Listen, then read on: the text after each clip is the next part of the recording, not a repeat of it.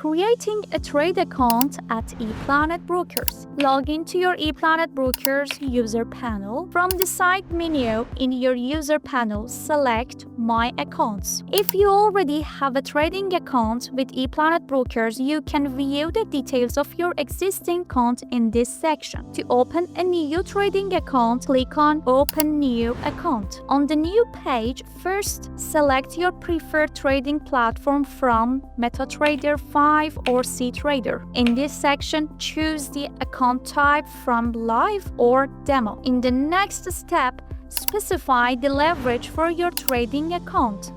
Finally, after making sure all selected options are correct, click on Submit. At this stage, your trading account request will be sent to the ePlanet Brokers team. To access the details of account you have opened, including the account number and password, please check your email. Save your trading account number and password so that you can connect your trading account whenever needed. Return to the My Account section again. Now, the information of the trading account you have created will be visible in this section. You can also edit your trading account details from this page if needed. Please note, when making any changes to trading account, make sure there are no open trades on the related account.